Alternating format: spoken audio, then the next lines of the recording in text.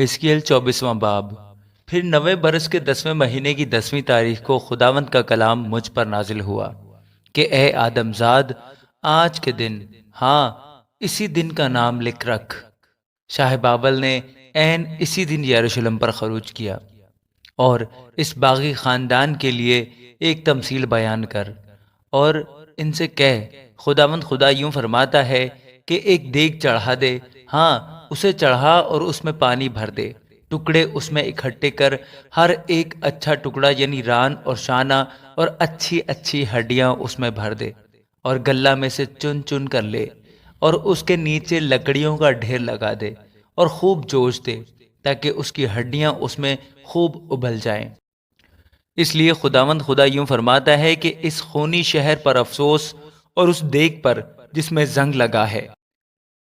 اور اس کا زنگ اس پر سے اتارا نہیں گیا،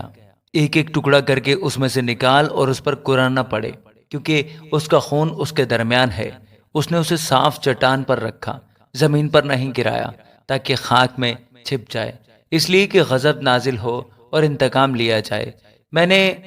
اس کا خون صاف چٹان پر رکھا تاکہ وہ چھپ نہ جائے۔ اس لیے خداوند خدا یوں فرماتا ہے کہ خونی شہر پر افسوس، میں بھی بڑا ڈھیر لگاؤں گا، لکڑیاں خوب جھونک، آگ سلگا، گوشت کو خوب ابال اور شوربہ گاڑھا کر، اور ہڈیاں بھی جلا دے، تب اسے خالی کر کے انگاروں پر رکھ، تاکہ اس کا پیتل گرم ہو اور جل جائے، اور اس میں کی ناپاکی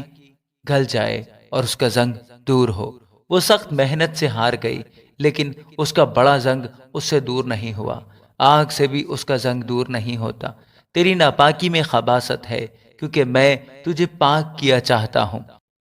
تو اپنی ناپاکی سے پھر پاک نہ ہوگی، جب تک میں اپنا قہر تجھ پر پورا نہ کر چکوں۔ میں خداوند نے یہ فرمایا ہے،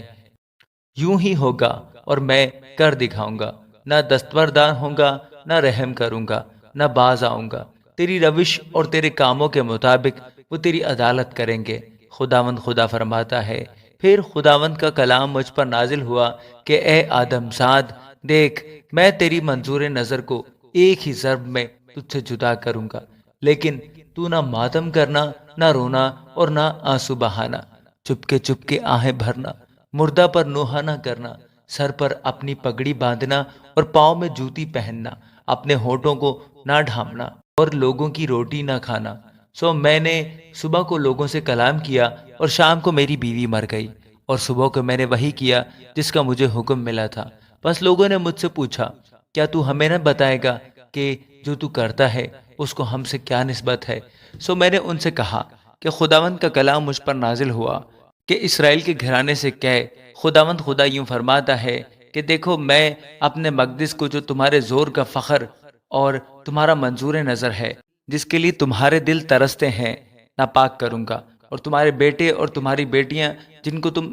پیچھے چھوڑ آئے ہو تلوار سے مارے جائیں گے، اور تم ایسا ہی کرو گے جیسا میں نے کیا۔ تم اپنے ہونٹوں کو نہ ڈھانپو گے اور لوگوں کی روٹی نہ کھاؤ گے، اور تمہاری پگڑیاں تمہارے سروں پر اور تمہاری جوتیاں تمہارے پاؤں میں ہوں گی، اور تم نوحہ اور زاری نہ کرو گے، پر اپنی شرارت کے سبب سے گھلو گے اور ایک دوسرے کو دیکھ دیکھ کر ٹھنڈی سانس بھرو گے۔ چنانچہ حزقیل تمہارے لیے نشان ہے، سب کچھ جو اس نے کیا تم بھی کرو گے، اور جب یہ وقوع میں آئے گا تو تم جانو گے کہ خداوند خدا میں ہوں۔ اور تو اے آدم زاد، دیکھ